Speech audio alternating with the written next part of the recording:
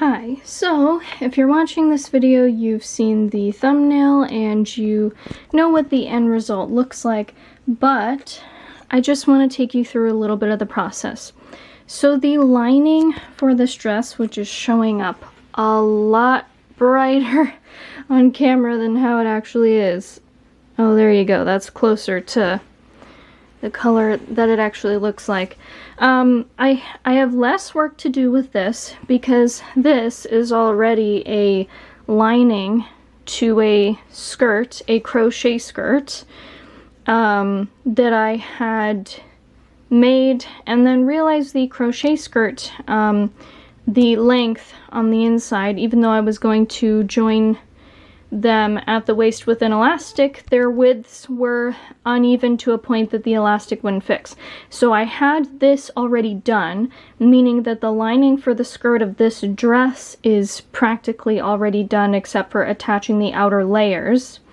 But because the top and the bottom are the same length, at the top of it, where it meets the waistline, I'm going to have to put some pleats, some very specifically placed pleats, in order to bring it in. Now, I'm not going to be doing any buttons or zippers or anything that come down to the skirt of the dress for getting it on and off, so I don't have to worry about that with the skirt. Now, for the outer layers of the skirt, I am using this orange fabric that is actually not sewing fabric, it is thrift store curtain. And this thrift store curtain has hems that are more thin. That's some of it that I cut off, you can see there, going up the sides, and then thicker hems on the top and bottom. So the outer fabric on the skirt is going to have two layers, one that's a little bit shorter than the other that's going to be on top of the slightly longer layer, both of which are longer than the lining because I realized that the lining is a little short, especially in the back. It needs to be like 3 inches longer. And this is a very sheer fabric, but it's only sheer when it's one layer. And because I have those thick hems of these two layers on top of each other from the hem that's already there from the curtain, that will fix that problem, and that's also less work for me because I won't have to do any sewing for the bottoms of these skirts. I will just have to do the side seams to make them complete circular pieces. Which I'll have to do 2 seams for each since I do French seams. And then I will also have to do another seam attaching both of those to the top of the lining. And I will also have to pin and repin the pleats that I will do on the lining with those 2 layers to get them all in the same shape. But that's relatively easy still. For the sleeves, I have the material cut out for these sleeves here. I have less work to do for these as well because I cut them so that they would be on the smaller hems going up the sides of the curtain. So I only have to do hems on one side of both of the sleeves. And I'm going to create the sleeves the same way that another YouTuber who does sewing, Prickly Alpaca, did in a video where she made a red Valentine's Day dress. Essentially, these sleeves are going to be 2 rectangles, long rectangles, that are sewn up, and then close to the hem on the top and bottom, there will be elastics that will take them in so that they stay on the upper arm and takes them in so that it's like a cuff on the bottom.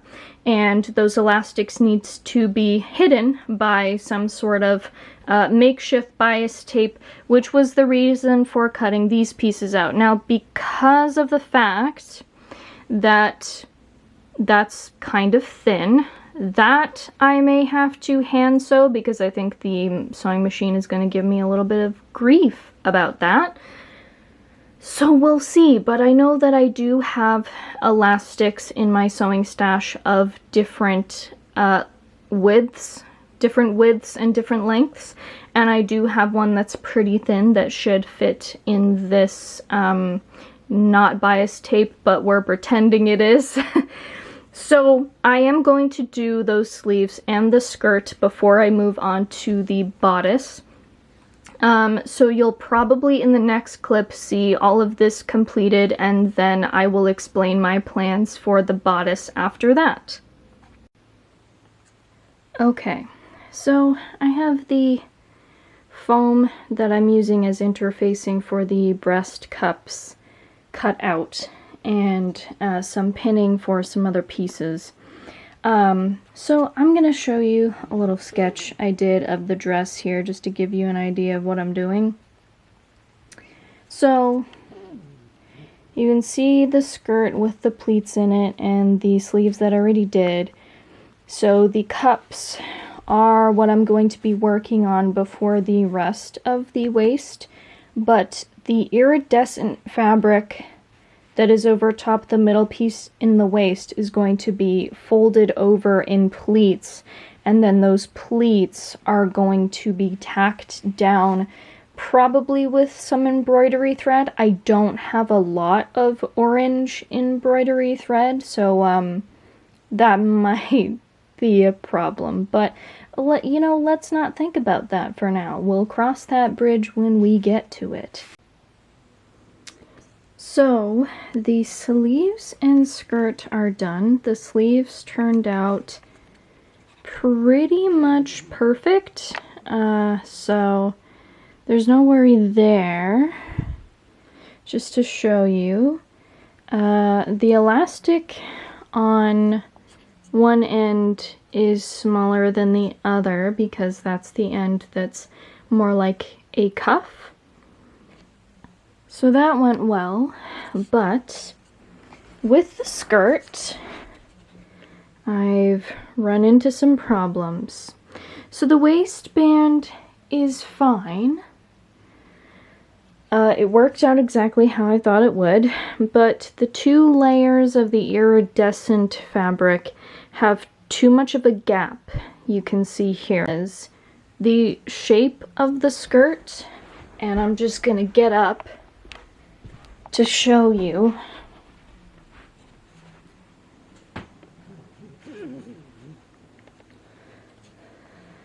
It does taper in at the waist the way that I wanted, and I thought that bringing it in with the pleats would make the bottom feel and look flared out, but it actually doesn't flare out enough at the sides that the shape kind of becomes a little awkward. So not only do I have to fix the gap that you can see there between the two layers of the iridescent fabric, I also have to add in some side panels, some triangular shaped side panels to the sides to make the skirt wider towards the end so that the shape is the way that I want. Hi everyone, so this is the finished product. The breast cups on it are a different size than the breasts on my dress form, which is why I have it laid out on the floor, because currently it looks nicer laid out on the floor like this than it does on the dress form, so that is why I am presenting it to you that way. I was going to film separate clips for when I was done the bodice and when I was done the skirt, and I just sort of got super into it and wanted to keep working on it without taking breaks to film in between, and I also ended up sewing the entire thing by hand, which I didn't think I was going to do, and I did end up doing, but I do have a good reason for it. When you sew with a machine, because you have both the regular thread that is threaded on top of the sewing machine and then the bobbin thread underneath, you use twice as much thread, and I didn't have a lot of orange thread. I don't have a lot of orange embroidery thread either, but I did have enough for the details that you can see on the bodice. So for the bodice, I did use felt in the place of interfacing in the breast cups, like I said I would. Right here, this piece in the front is pleated over, and then there are lines of embroidery thread going over the pleats. Because the iridescent fabric was originally a curtain, you can see that there are parts of it that were bleached by being in the sun for too long, and then other parts of it that have stayed darker. So where the pleats are on the bodice, you can see parts of it that were bleached and parts of it that were not, which I think is interesting. There is no closure on the back of the bodice like I had originally planned, because it actually fits well enough that I can get it on and off over my head with it being sewn completely shut.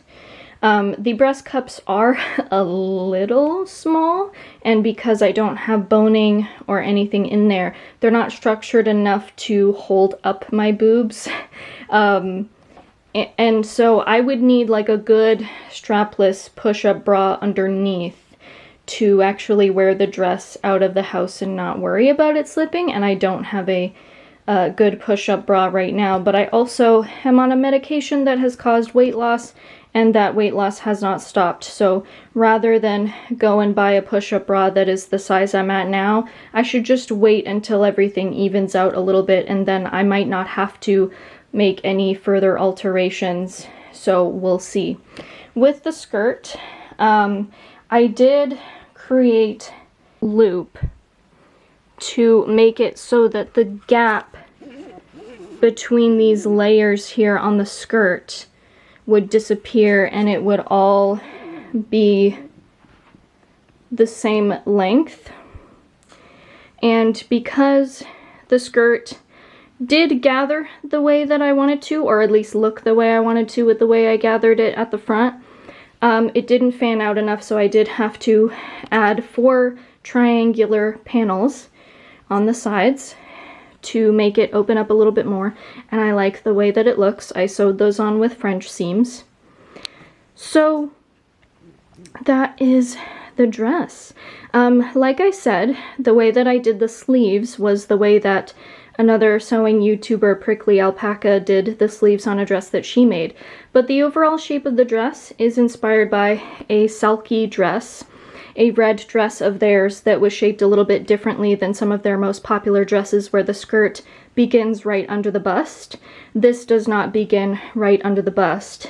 And in the thumbnail of this video, you'll see the Selkie dress that was the inspiration for this. The pleating and the embroidery thread making all of the lines on the bodice was not something I had originally planned. That's just something that ended up happening.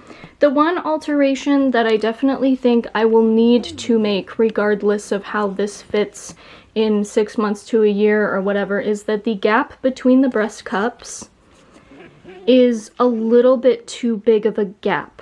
So that is something that I will need to fix, which is why there is no lace or bias covering the raw edges of the sewn ends to where the bodice pieces are sewn to the cups, because I have a feeling I will have to alter that a little bit.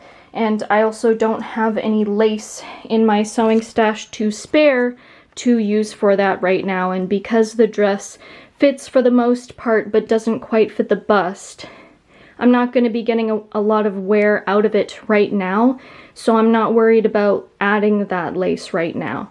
But overall, I do really like the way that it turned out. So let me know, what did you think of this, and what do you think I could have maybe done differently, or that you would like me to see do differently with other projects in the future. My next project after this one, if everything goes the way I plan, is the first crochet project that I will be doing as a YouTube video on this channel, so stay tuned for that.